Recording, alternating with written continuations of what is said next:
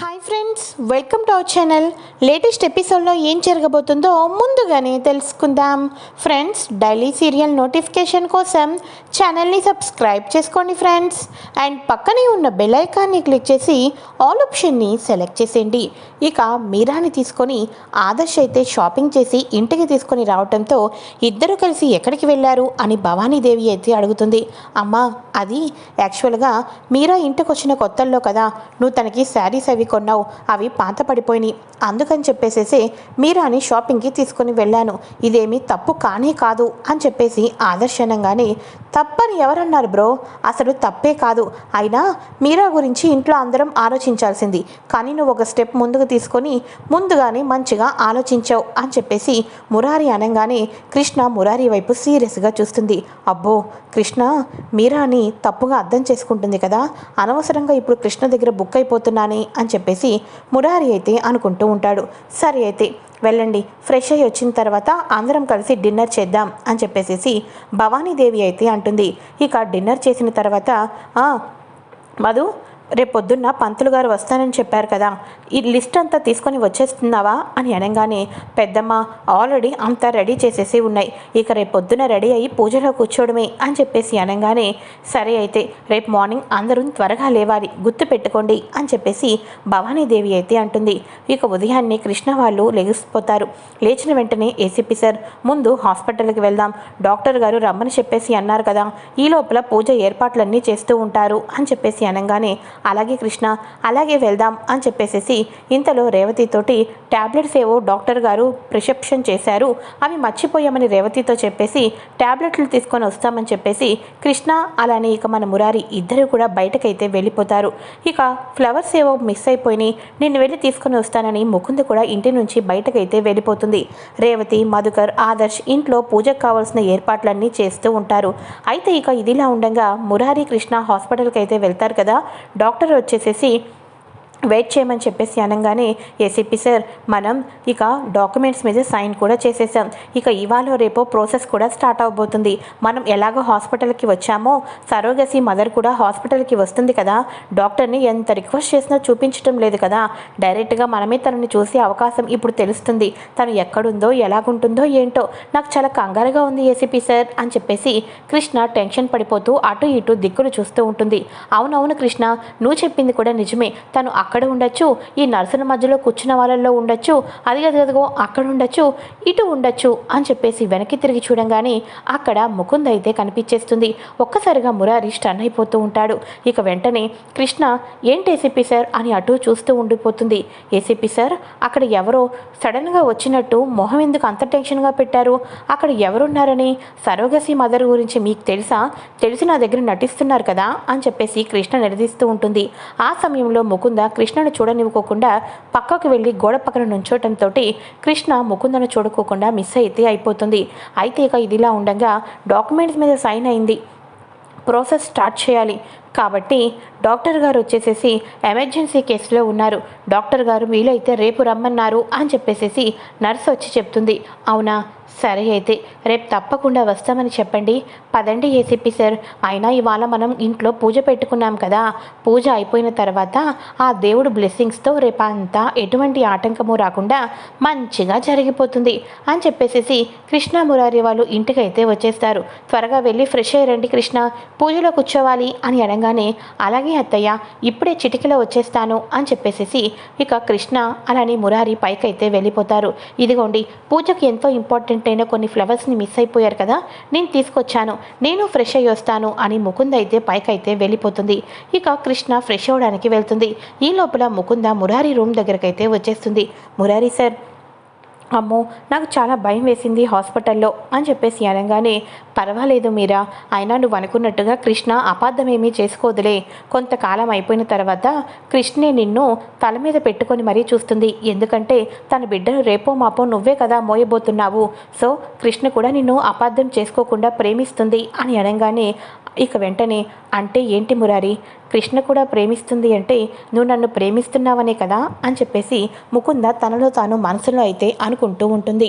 సరే అయితే ఈ డాక్యుమెంట్స్ని మీరు ఫైల్ని మర్చిపోయారు, నేను తీసుకొని వచ్చాను, జాగ్రత్తగా పెట్టండి, రేపు మార్నింగ్ హాస్పిటల్కి వెళ్దాం అని చెప్పేసి ముకుంద అయితే మన మురారితో మాట్లాడుతూ తన రూమ్కి ఫ్రెష్ అవుతాను అని చెప్పేసి వెళ్ళిపోతుంది. ఫ్రెష్ అయి బయటకు వచ్చిన కృష్ణ, ఏసీపీ సార్ ఎవరితో మాట్లాడుతున్నారు, మీరా ఏంటి ఇక్కడికి వచ్చింది, ఆ చేతిలో ఫైల్ ఏంటి ఏసీపీ సార్ అని అనగానే, అంటే కృష్ణ అది అది అని అంటూ ఉంటే, ఏసీపీ సార్ మిమ్మల్ని ఫస్ట్ నుంచి చూస్తున్నాను, హాస్పిటల్లో కూడా మొహాన్ని టెన్షన్గా పెట్టారు, ఇంట్లో పూజ పెట్టుకున్నాం, ఇలాంటి పూజ చేసుకునేటప్పుడు అబద్ధాలు చెప్తే మనకి అస్సలు మంచిది కాదు, ఇప్పటికే మన పరిస్థితి అంతంత మాత్రంగా ఉంది, మీరు ఏదో నా దగ్గర దాచిపెడుతున్నారని క్లియర్ కట్గా అర్థమవుతుంది, అయినా ఇది మనం వచ్చినప్పుడు తీసుకొని రాలేదు కదా, ఇప్పుడు మీ చేతికి ఎలా వచ్చింది అని అనగానే, యాక్చువల్గా ఈ ఫైల్ని మీరా తీసుకొని వచ్చి ఇచ్చింది అని అనగానే, అంటే మనతో పాటు మీరా కూడా హాస్పిటల్కి వచ్చిందా, అయినా మనతో పాటు మీరా ఎందుకు హాస్పిటల్కి వస్తుంది, అసలు మన గురించి మీరాకి ఏం తెలుసు అని చెప్పి హాస్పిటల్కి వస్తుంది అని అనగానే, ఎందుకంటే సరోగసి మదర్ తనే కాబట్టి అని చెప్పేసి మురారి అయితే నిజం చెప్పేస్తాడు. ఏం మాట్లాడుతున్నారు ఏసీపీ సార్, సరోగసి తన అవడం ఏంటి అని చెప్పేసి అనగానే, అవును కృష్ణ అవును, మొత్తానికి తానే డాక్యుమెంట్స్ మీద కూడా సైన్ చేసేసింది, ఇక్కడ మనం ఇప్పుడు ఏమీ చేయలేం, సరోగసి మదర్స్ కూడా చాలా టైట్గా ఉన్నారని డాక్టర్ కూడా చెప్పారు అని అనగానే ఒక్కసారిగా కృష్ణ ఆశ్చర్యపోతుంది.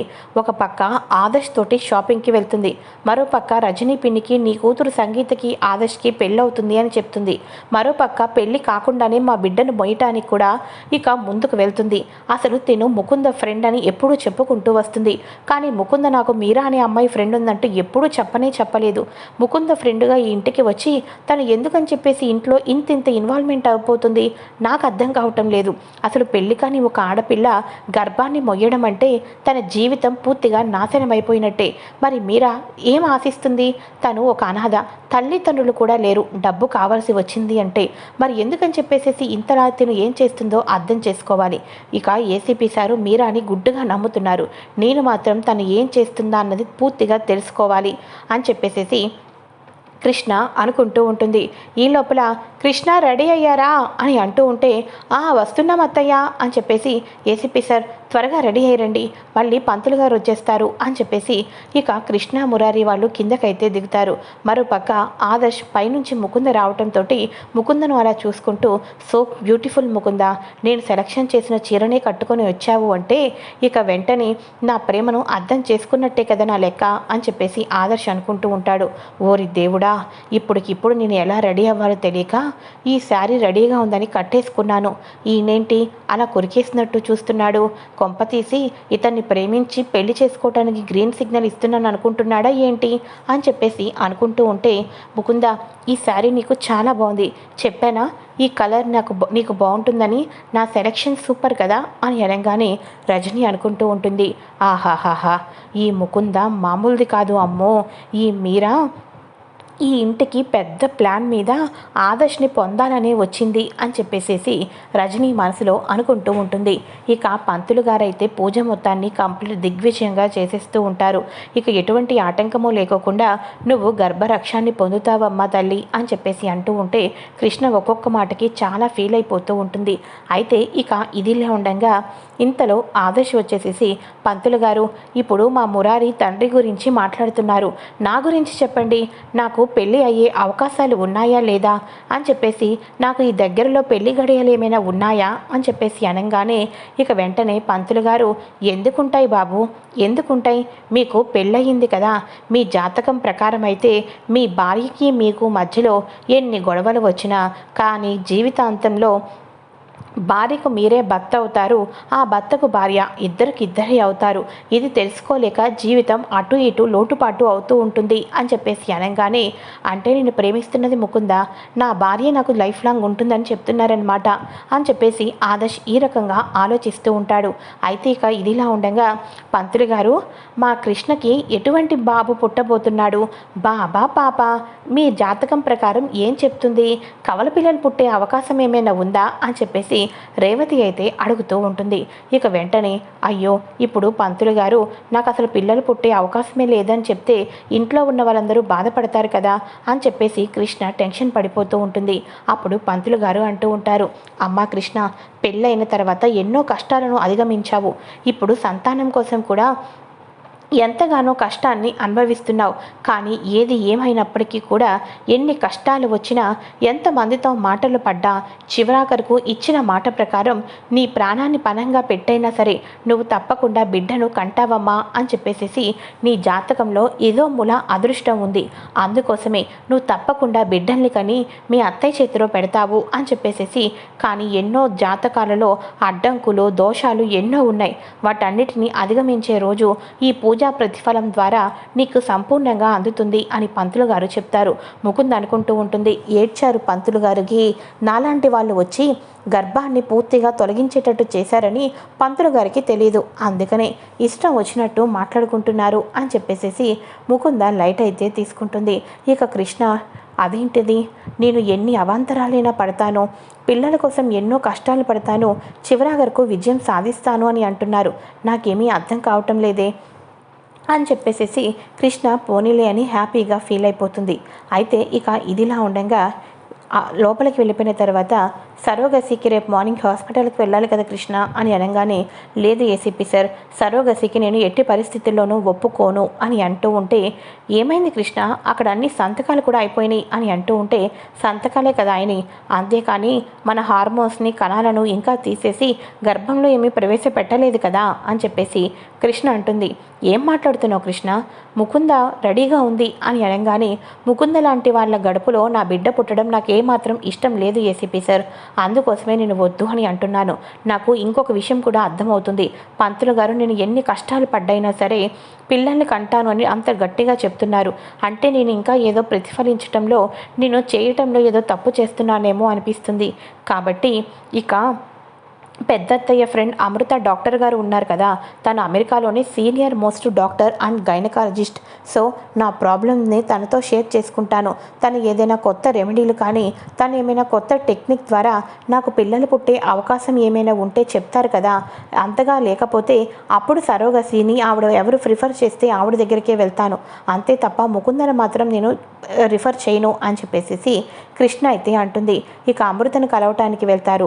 అమృతను కలిసిన తర్వాత, ఇంతకాలం గర్భాన్ని తీసేయాలని డాక్టర్లు చెప్పారే కానీ అసలు ఆ గర్భం తీయటానికి గల అసలైన కారణం ఏంటో ఎవరైనా చెప్పారా కృష్ణ నీకు అని అనగానే, లేదు లేదు ఆంటీ అని అంటూ ఉంటుంది. ఎస్, నీ గర్భాన్ని తొలగించాలి అనే ఒక ఆలోచన వచ్చిందే, అది మాన్యువల్గా జరిగింది. నీ అంతలో నువ్వు డాక్టర్వి కాబట్టి ఏ తప్పు చేయవు, కానీ నీ గర్భాన్ని మీద ఎవరో కన్ను పెట్టారు, నిన్ను ఎప్పటికీ పిల్లలు లేకుండా చేయాలి అని చెప్పేసి నీకు తెలియకోకుండానే నీ బాడీలోకి ఒక ట్యాబ్లెట్ని అయితే పంపించారు. ఆ ట్యాబ్లెట్ రిఫ్లెక్ట్ అయ్యింది. రిఫ్లెక్ట్ అవటం కారణం చేత నీ గర్భం తొలగించాలని డాక్టర్స్ చెప్పుకుంటూ వచ్చారు. అది కావాలని నీ పక్కన ఉన్న వాళ్ళే ఎవరో చేశారు, అది నువ్వు తెలుసుకోలేకపోయావు అని చెప్పేసి డాక్టర్ అమృత అయితే చెప్పేస్తుంది.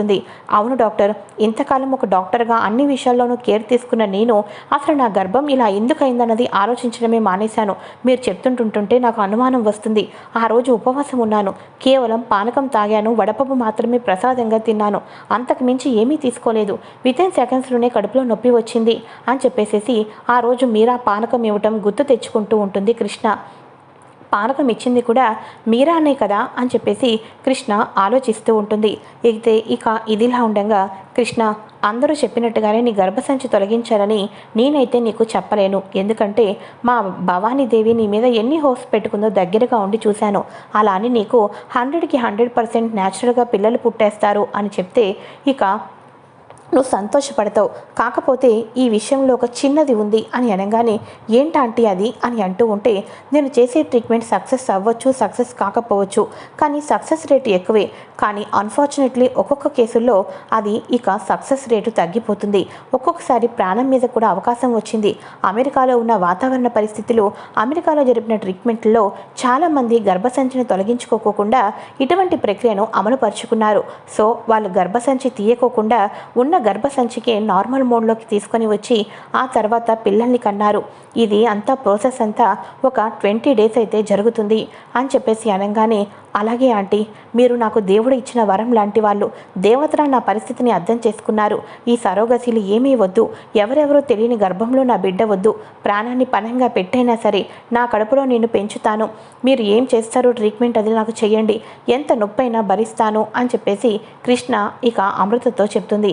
ఇక అమృతతోటి అమృత సీనియర్ మోస్ట్ గైనకాలజిస్ట్ కావటంతో కృష్ణకు న్యాచురల్గా ప్రెగ్నెన్సీ వచ్చే టిప్స్, అంతేకాకుండా ట్యాబ్లెట్స్, అంతేకాకుండా ప్రతిరోజు యోగా ఇటువంటివన్నీ చేసి ఒక 2-3 డేస్లో నేను ఇచ్చిన ట్యాబ్లెట్లో అది నార్మల్ అయింది అంటే కృష్ణ ఇక నువ్వు తల్లి అయిపోయినట్టే అని చెప్పేసి చెప్పంగానే ఈ 4 రోజులు కూడా కృష్ణ చాలా సిన్సియర్గా ట్రై చేస్తూ ఉంటుంది.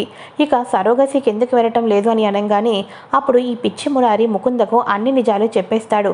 అప్పుడు ఈ ముకుంద ఇంట్లో ఉన్న కృష్ణకు మళ్ళీ తల్లిని కాకుండా ఎన్నో ప్రయత్నాలు చేయాలి అని చెప్పి చెక్ చేస్తూ ఉంటుంది.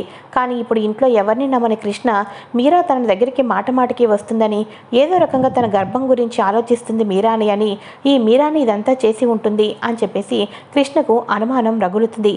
మరి మీరా గర్భసంచిని తొలగించాలని ప్రయత్నం చేయడమే కాదు, అసలు ఈ మీరానే ముకుంద చనిపోకుండా మారు రూపంలో వచ్చిందే ముకుంద అని నిజం ఎప్పుడు తెలుసుకోబోతుంది కృష్ణ?